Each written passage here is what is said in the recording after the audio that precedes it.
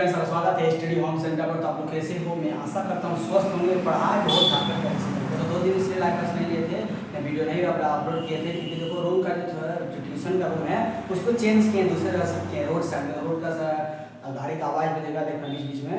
देखो रूम जो थे वहाँ पर मेरा घर में था, अभी उसको ट्रांसफर कर दिए हैं दूसरे रोड साइड पर आ रहे हैं। ठीक है, देखो यहाँ पर सिस्टम भी बहुत चेंज किए। तो आज से डेली अपलोड होगा वीडियो। ठीक है, तो 2 दिन थोड़ा रूम को सेटअप कर रहे थे, सिस्टम बना रहे थे। चलो आज हम लोग क्या पढ़ने वाले हैं? क्लास कक्षा 9वीं का हम लोग देखने वाले विज्ञान। विज्ञान हम लोग कितना हम लोग चैप्टर देखने वाले हम लोग? चैप्टर जो हम लोग का है 6 बायोलॉजी का। ठीक है, हम लोग बायोलॉजी का हम लोग 1 चैप्टर पढ़ लिए थे।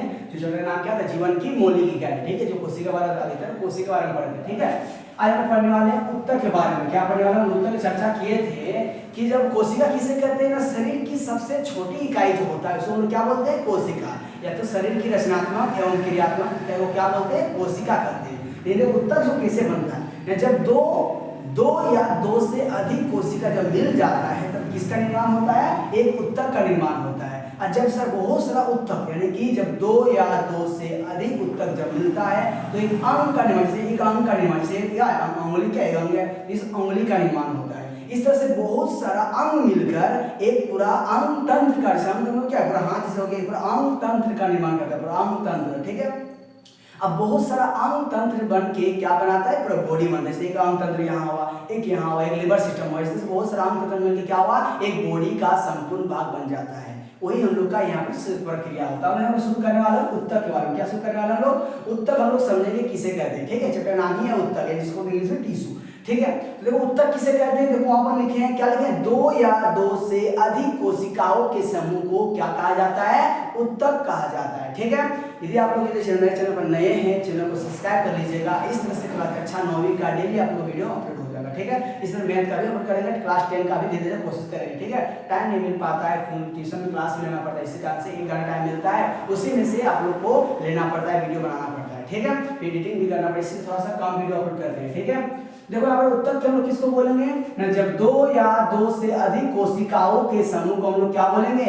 उत्तक। और देखो उत्तक जो होते हैं 2 टाइप्स का होता है। हम लोग पढ़े थे कोशिका 2 टाइप्स का होता है, एक होता है पादप कोशिका, एक जंतु कोशिका। इसे सेम यहीं पर पढ़ना, वही स्ट्रक्चर रहेगा, वही चित्र रहेगा, सिर्फ हल्का सा नाम यहाँ पर अलग है। उत्तक 2 प्रकार के होते हैं, एक होता है पादप उत्तक, एक होता है जंतु उत्तक। ठीक है, आप लोग देखना विज्ञान बुक में सब वहाँ पे जो चित्र है वहाँ पर ड्रॉ किया होगा। ठीक है, उसको ड्रॉ कर लेना। ठीक है, सेम उसी तरह ड्रॉ करना है, हल्का डिफरेंट है, अंदर में सब वही रहेगा, ज्यादा कुछ नहीं करना है। ठीक है, तो इसको ज्यादा नहीं करना, बस खाली बता देते हैं कि उत्तक 2 टाइप्स का होता है, एक होता है पादप उत्तक, दूसरा होता है जंतु उत्तक। ठीक है, इतना क्लियर हो गया? उत्तक 2 प्रकार का होता है, एक होता है पादप उत्तक, दूसरा होता है जंतु उत्तक। ठीक है, अब हम लोग पढ़ने वाले हैं पादप उत्तक किसको कहेंगे। ठीक है, देखो पादप उत्तक सिंपल सा भाषा में तो जिसमें पेड़ पौधा में पाया जाएगा। ठीक है, और जंतु उत्तक जैसे हम लोग को पाया जाता है वैसा उत्तक को बोलते हैं हम लोग जंतु उत्तक। और जिसमें जो पादप उत्तक जो होता है अपना भोजन स्वयं बनाते हैं। आप देखो पादप उत्तक जो है पेड़ पौधा जो होता है अपना भोजन स्वयं बनाते हैं, इसी सेम यहाँ पर होगा, फॉलो होगा ना। पादप उत्तक जो होता है जो अपना भोजन स्वयं बनाते हैं वैसे उसे हम लोग क्या बोलेंगे? पादप उत्तक। अब बता भोजन कौन अपना स्वयं बनाएगा? पेड़ पौधा ही बनाता है अपना स्वयं भोजन। आप पेड़ पौधा है ना, हम लोग तो क्या उसका उत्पाद तो खाते हैं अपना बना के। ठीक है, अपने स्वयं नहीं बनाते हम लोग। ठीक है, उसका उत्पाद को हम बनाकर खाते हैं। तो पेड़ पौधा जो होता है अपना स्वयं अपना खाया प्रकाश संश्लेषण प्रक्रिया के अपना भोजन स्वयं बनाते हैं सूर्य प्रकाश की उपस्थिति में। ठीक है, देखो यहाँ पर तो पादप उत्तक किसको बोलेंगे? जो अपना भोजन स्वयं बनाते हैं उसे हम लोग बोलते हैं पादप उत्तक कहते हैं। ठीक है, अब देखो उत्तक 2 प्रकार का हुआ, हम लोग पढ़े पादप उत्तक पढ़ रहे हैं। अब इसी जब तक खत्म होता है छोड़ना नहीं। ठीक है, अब लोग पादप उत्तक के बारे ही चर्चा करेंगे, इसको बाद में चर्चा करेंगे। ठीक है, जब इसको पूरा खत्म हो जाएगा इसको पढ़ा हुआ तो जंतु उत्तक को चर्चा करेंगे बाद में। ठीक है, अब ये लोग सब पढ़े पादप उत्तक के बारे में लोग पढ़ेंगे हम। देखो अब पादप उत्तक जो होता है 2 टाइप्स का होता है। क्या होता है? देखो पादप उत्तक 2 प्रकार के होते हैं, एक होता है विभजित उत्तक, एक होता है संयोग क्या होता है? अस्थायी उत्तक। क्या होता है? एक विभजित उत्तक और एक हुआ अस्थायी उत्तक। 2 टाइप्स का होता है। ठीक है, अब ये भी 2 टाइप्स का होता है, एक होता है सरल अस्थायी उत्तक और एक होता है जटिल अस्थायी उत्तक। ठीक है, सब लिखा है, टेंशन मत लो। अब हम लोग इसको पढ़ेंगे फिर इसको पढ़ेंगे। ठीक है, अब यहाँ पर लिखा हुआ है विभजित उत्तक हम लोग किसको कहेंगे? देखो यहाँ पर पौधों में वृद्धि, जो पौधा में वृद्धि होता है उसी की बात कर रहे हैं। ठीक है, पौधों में वृद्धि कुछ निश्चित क्षेत्रों में ही होती है। देखो पौधों में वृद्धि होता है कुछ निश्चित कुछ खास क्षेत्रों में ही वृद्धि होता है। ठीक है, वृद्धि होती क्षेत्रों में ही वृद्धि होती है। ऐसा विभाजित उत्तकों को के उन भागों में पाए जाने के कारण होता है, ठीक है, जिसे विभोजक उत्तक पाया जाता है। ऐसे उत्तक को हम लोग क्या बोलेंगे, विभोजक उत्तक कहते हैं, ठीक है। अब हम दूसरा पढ़ने वाले अस्थायी उत्तक, जिसका होता है सारा उत्तक तो प्रकार था ना, अभी पढ़े इसको और इसको पढ़ेंगे, ठीक है। अस्थायी उत्तक अब लोग इसको इसको अस्थायी क्या बना सकते हैं, अस्थायी उत्तक। ये क्या होता है ना, अस्थायी उत्तक विभोजक उत्तक से बनते हैं। ये जो उत्तक होता है किससे बना होता है, विभोजक उत्तक से बनते हैं, ठीक है। फिर आगे बोल रहा है कि जो एक बार विभाजित होने की क्षमता को खो देता है, तो एक बार टूटने की क्षमता क्या करता है, खो देता है, ठीक है। इसे हम लोग कहते हैं अस्थायी उत्तक। अब लोग इसके दो प्रकार पढ़ेंगे। अस्थायी उत्तक के दो प्रकार होते हैं, एक होता है सरल अस्थायी उत्तक और एक होता है जटिल अस्थायी उत्तक, ठीक है। सो मिटाते हैं बात, हम जो अभी पढ़े अस्थायी उत्तक हम लोग पढ़ चुके, ठीक है। अब हम लोग पढ़ेंगे यहाँ पर अस्थायी उत्तक के दो प्रकार होते हैं। अभी क्या बोले थे, एक होता है सरल अस्थायी उत्तक, दूसरा क्या होता है जटिल अस्थायी उत्तक। यानी सरल अस्थायी उत्तक जो हुआ और जटिल अस्थायी उत्तक जो हुआ किसका प्रकार है, अस्थायी उत्तक का है, ठीक है।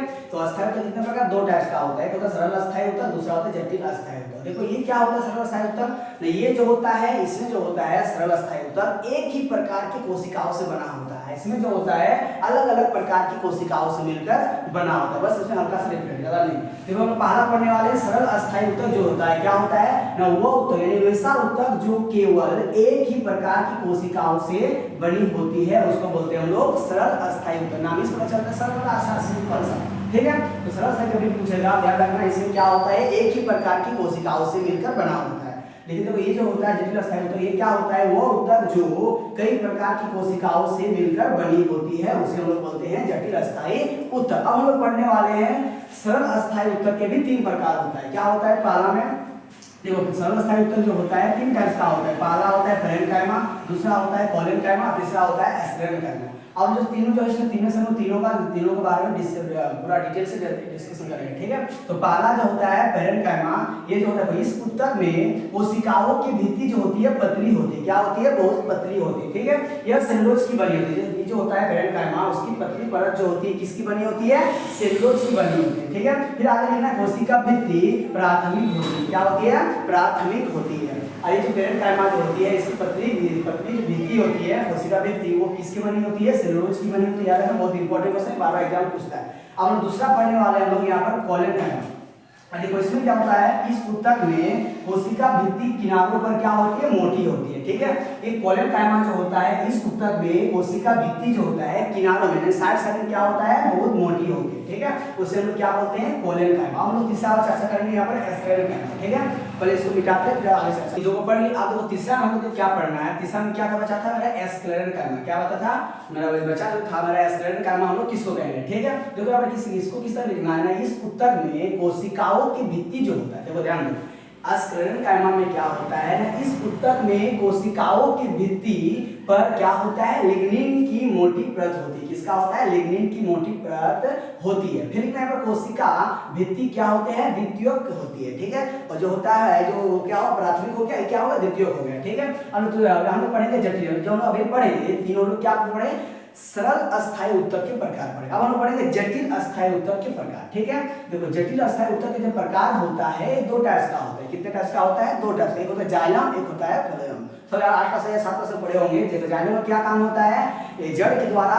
क्या होता है, मिट्टी से जल का अवशोषण करना। और फ्लोएम का काम क्या होता है, खाना बना हुआ जो भोजन बनता है वो सभी भागों में पहुंचाना, ठीक है। तो उसी का हम लोग पढ़ने वाले हैं। देखो जटिल अस्थायी उत्तक दो प्रकार होते हैं, एक होता है जाइलम, एक होता है फ्लोएम, ठीक है। तो लोग पढ़ेंगे जाइलम। जाइलम किसको कहेंगे ना, वो उत्तक जो जड़ के, देखो ध्यान दो, वो उत्तक जो जड़ के द्वारा, किसके जड़ के द्वारा, ठीक है, जड़ के द्वारा जल को अवशोषित करके संपूर्ण भागों में पहुंचाता है। इसका किसका काम है, जब भी पूछेगा कि जल का अवशोषण किसका काम होता है तो बोलना है जाइलम का, ठीक है। ये हो गया, हम लोग समझ गए कि वह उत्तक जो जड़ के द्वारा जल को अवशोषित करके संपूर्ण भागों में पहुंचाता है वो किसका काम होता है, जाइलम का। अब दूसरा को पढ़ेंगे यहाँ पर फ्लोएम, ठीक है। इसका क्या काम होता है ना, वो उत्तक जो पत्तियों, किसके सहायता से, पत्तियों द्वारा यानी वह ऊतक जो पत्तियों द्वारा कार्बन डाइऑक्साइड को अवशोषित करके पहुंचाता है उसे हम लोग क्या बोलेंगे, फ्लोएम कहते हैं। ठीक है,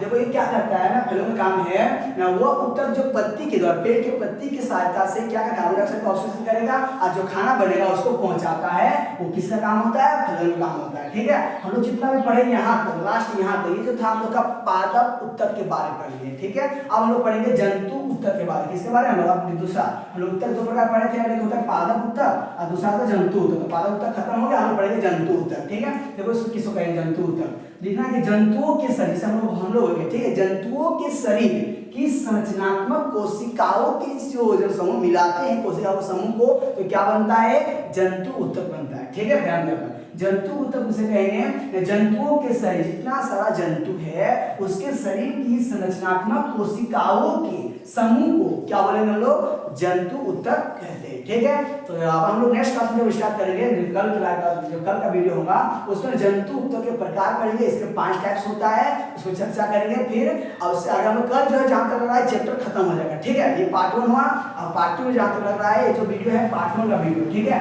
अब इसको खरीद हो गया आज हम ये, तो कल जो हम लोग आएगा पार्ट 2, उससे हम चैप्टर खत्म कर देंगे। ठीक है, तो ये जहां तक होगा, यहाँ पर जिसका डाउट है कमेंट कीजिएगा, यदि वीडियो अच्छा लगा तो लाइक कीजिएगा, तो बताना कैसा लगा वीडियो। ठीक है, आइए चैनल पर नए आए, चैनल को सब्सक्राइब करने के लिए नहीं भूलिएगा। थैंक यू दोस्तों।